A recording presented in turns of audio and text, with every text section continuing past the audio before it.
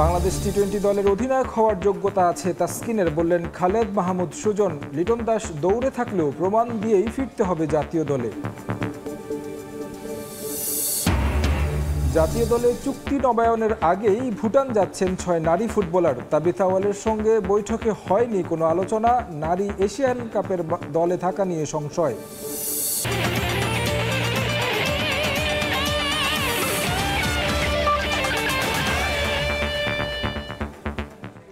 বিশ্বের নানা প্রান্তের খেলাধুলার খবর নিয়ে আমাদের নিয়মিত আয়োজন, আর এই আয়োজনে আপনাদের সঙ্গে আছি আমি তারেক হাসান শিমুল। ঈদের বিরতির পর আবারও মাঠে গড়িয়েছে ঢাকা প্রিমিয়ার লিগের নবম রাউন্ড। মিরপুরে প্রাইম ব্যাংকের দেয়া 175 রানের টার্গেটে ব্যাট করছে মোহামেডান। বিকেএসপিতে শাইনপুকুরের প্রতিপক্ষ আবাহনী। এই মুহূর্তে মিরপুরের শেরে বাংলা ক্রিকেট স্টেডিয়ামে আছেন রিপোর্টার তামিম হোসেন, আর সাভারের বিকেএসপিতে আছেন মাহবুব রিমন। সরাসরি যুক্ত হচ্ছি তাদের সঙ্গে। প্রথমে যাচ্ছি তামিমের কাছে। তামিম, ঈদের ছুটি শেষে কিন্তু আবারও শুরু হয়ে গেছে ডিপিএল এর ব্যস্ততা। নবম রাউন্ডের ম্যাচ কিন্তু মাঠে গড়িয়েছে। মিরপুরে আজ মোহামেডানের বিপক্ষে প্রাইম ব্যাংক লড়ছে। আমরা যেমনটা দেখেছি যে প্রথম ইনিংসে আসলে মোহামেডানের বোলিং টোপের সামনে প্রাইম ব্যাংক খুব একটা সুবিধা করতে পারেনি। শামীম পাটোয়ারের কথা যদি বলি, সে কিন্তু দুর্দান্ত পারফরমেন্স করে কিন্তু খাদের কিনারা থেকে প্রাইম ব্যাংকে উঠিয়ে এনেছে এবং এখন মোহামেডান ব্যাটিং করছে। তো মোহামেডানেরও শুরুটা খুব একটা ভালো হয়নি। মোহামেডানের রনি তালুকদার কিন্তু প্রথম ওভারই হাসান মাহমুদের শিকার হয়েছে। তো এর বাইরে যদি আমরা আরেকটু কিছু বলতে চাই যে আসলে সামনে জিম্বাবুয়ের সিরিজ রয়েছে, সেই সিরিজের জন্য কিন্তু দল ঘোষণা করার একটা ব্যাপার রয়েছে। তো সেই জায়গা থেকে আজকে আমরা যতটুকু জানতে পেরেছি যে নির্বাচকরা যারা আছেন তারা কিন্তু আজকে বিসিবিতে এসেছেন এবং একটা বৈঠক তাদের মধ্যে কিন্তু চলছে। আসলে আমরা যেমনটা জানি যে 20 তারিখ জিম্বাবুয়ের সঙ্গে কিন্তু বাংলাদেশের টেস্ট সিরিজ রয়েছে, দুটি টেস্ট সিরিজ রয়েছে। 20 তারিখ থেকে সেই সিরিজটা শুরু হবে। তো এমনি সেই সিরিজের জন্য কারা থাকছেন না, এছাড়া লিটন এবং রিশাদ হোসেনকে কিন্তু পুরো মৌসুমের জন্য পিএসএল এ ছাড়া হয়েছে। নাহিদ রানা কিন্তু প্রথম 2 ম্যাচ খেলেই কিন্তু পিএসএল এর পথ ধরবে। তো সর্বোপরি মিলিয়ে যে বাকি যারা থাকবেন আসলে এই টিমে কারা কারা থাকছেন এ নিয়ে কিন্তু আজকে নির্বাচকদের মধ্যে একটা বৈঠক চলছে, আমরা যতটুকু জানতে পেরেছি। এর বাইরে যদি আমরা ডিপিএল এর কথা বলতে যাই, যে আসলে এই ডিপিএল এর নবম রাউন্ড কিন্তু আজকে 3-2 চলছে। এই নবম রাউন্ডের ম্যাচে কিন্তু আসলে প্রাইম ব্যাংকে কিন্তু এই ম্যাচে খুব একটা প্রাইম ব্যাংক সুবিধা করতে পারেনি। 172 রানের মধ্যে কিন্তু প্রাইম ব্যাংক অল আউট হয়ে গিয়েছে। তারপর কিন্তু মোহামেডান কিন্তু এখন খুব একটা ভালো শুরু না করতে পারলো। মোহামেডান কিন্তু এখন খুব আস্তে আস্তে ভালোর দিকে যাচ্ছে। তো এই ম্যাচে কিন্তু মোহামেডানের জয়ের বিষয়টা কিন্তু অনেক বেশি। এর বাইরে যদি আগামীকালকে কিন্তু প্র্যাকটিস যে খেলা রয়েছে তারা কিন্তু আজকে প্র্যাকটিস করেছে। তো মিরপুর থেকে এই ছিল আমার কাছে সবশেষ তথ্য। সাভার থেকে ডিপিএল এর আরও খবর জানাতে চলে যাচ্ছি সহকর্মী মাহবুব রিমনের কাছে। ঢাকা প্রিমিয়ার লিগের যে দুটো ম্যাচ চলছে সেই ম্যাচের কথা তো বলবোই, তবে ম্যাচের বাইরের একটু কথা দিয়ে শুরু করতে চাই। এমনিতেই ঢাকা প্রিমিয়ার লিগের মান নানা কিছু নিয়ে আলোচনা সমালোচনা রয়েছে। চৈত্রের একেবারে শেষ মধ্য দুপুর প্রচণ্ড তাপ প্রবাহ, কিন্তু গতকাল রাতে এক পশলা বৃষ্টি হয়েছিল। সেই বৃষ্টির দরুন ঢাকা প্রিমিয়ার লিগে আবাহনী এবং শাইনপুকুরের যে ম্যাচ, সে ম্যাচটা শুরু হতে নির্ধারিত সময়েরও পাক্কা 4 ঘন্টা পরে শুরু করা যায়নি। এবং এই হচ্ছে আসলে ঢাকা প্রিমিয়ার লিগের মান, কারণ এর সবচাইতে বড় কারণ ভেজা আউটফিল্ড। তবে যথাসময়ে ম্যাচ শুরু না হলেও শেষ পর্যন্ত 31 ওভারে কাটেল ওভারে খেলা চলছে। এবং যেহেতু টেবিল টপার এবং বটমের দুটো দলের মধ্যে খেলা, অর্থাৎ আবাহনী এবারের ঢাকা প্রিমিয়ার লিগে যে 8 রাউন্ড হয়েছে, মোট একটা ম্যাচই তারা হেরেছে। প্রথম ম্যাচটা তাও আবার অগ্রণী ব্যাংকের কাছে। বিপরীতে একেবারে টেবিলের বটমের দল, টেবিলের একেবারে তলানির দল শাইনপুকুর, এবং এখন 25 রান তুলতে কিন্তু তাদের 5টা উইকেট হারিয়েছে শাইনপুকুর। রিপন মণ্ডলের কথা আলাদা করে বলতে হয়। নাহিদ রানা এবং ইনজুরির কারণে তিনি দীর্ঘ একটা সময় খেলতে পারেননি। সেই রিপন মণ্ডল ফিরেই কিন্তু 2টো উইকেট তুলে নিয়েছেন। এছাড়াও একটি করে উইকেট তুলে নিয়েছেন মোসাদ্দেক হোসেন সৈকত এবং রাকিবুল স্পিনার, আর একটি রান আউট। অন্যদিকে বিকেএসপির যে 4 নম্বর মাঠ, সে 4 নম্বর মাঠের ম্যাচটাও কিন্তু হাই ভোল্টেজ, অন্য কারণে একটি হাই ভোল্টেজ।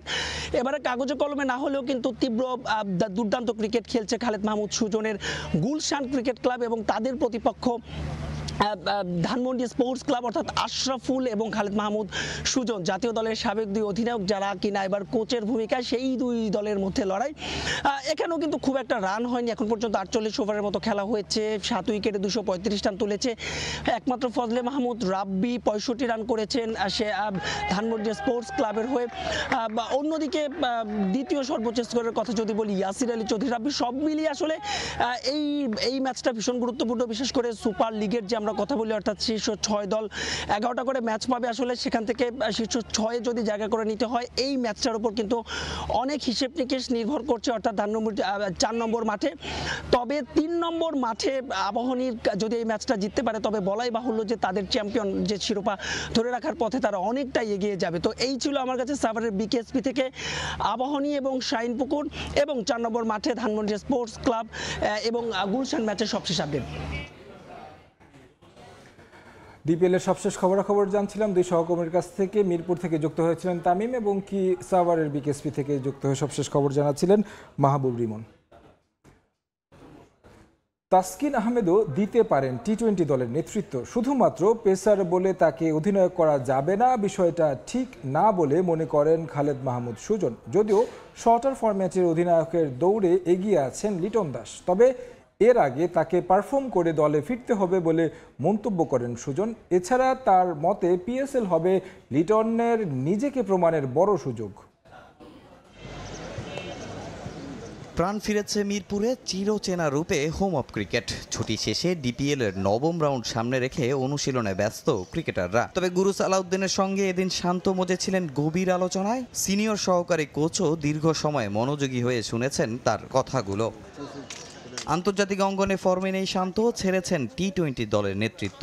বছর ঘুরলেই আছে আবার এই ফরম্যাটের বিশ্বকাপ। শঙ্কা আছে তার দল থেকে কাটা পড়ারও, তবে তার জায়গায় নেতৃত্বে আসবেন কে তা নিয়ে হচ্ছে আলোচনা। তাসকিনের নাম শোনা গেলেও গুঞ্জন আছে পেসার হওয়ায় নাকি আগ্রহ পাচ্ছে না বিসিবি, যদিও এর বিরোধী খালেদ মাহমুদ সুজন। ওয়াসিম আকরাম বাংলাদেশ পাকিস্তানকে নেতৃত্ব দিচ্ছে, ইমরান খান দিচ্ছেন, ইয়ান বোথাম দিচ্ছেন, অথবা তারা অলরাউন্ডার ছিলেন যদিও আপনারা বলতেই পারেন। বাট যে কেউ ফার্স্ট বলার যে ক্যাপ্টেন করতে পারবে না কথাটা একদমই ঠিক না। আর আপনি যদি এটা হয় যে তাসকিন ইনজুরি হয়, যদি ক্যাপ্টেন্সি না করতে, ডেফিনেটলি মেয়েটা তো ভাইস ক্যাপ্টেন থাকবে, he will run the show.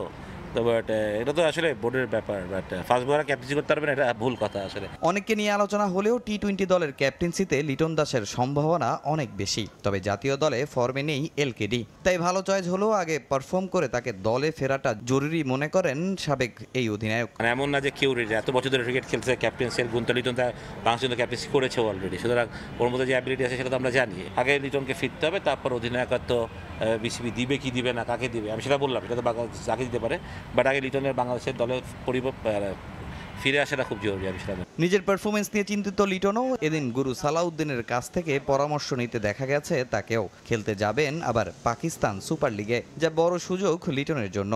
দারুণভাবে আমি মনে করি সেটা সবচেয়ে বড় কথা। লিটন যদি পুরা প্রথম একাদশে প্রথম থেকে খেলে সেটা সবচেয়ে বড় জিনিস। আমি মনে করি যদিও খেলে তাহলে এটা, এবং ও যদি খেলায় ভূমিকা রাখতে পারে ম্যাচ জেতানোর জন্য, তাহলে দারুণ একটা ব্যাপার হবে।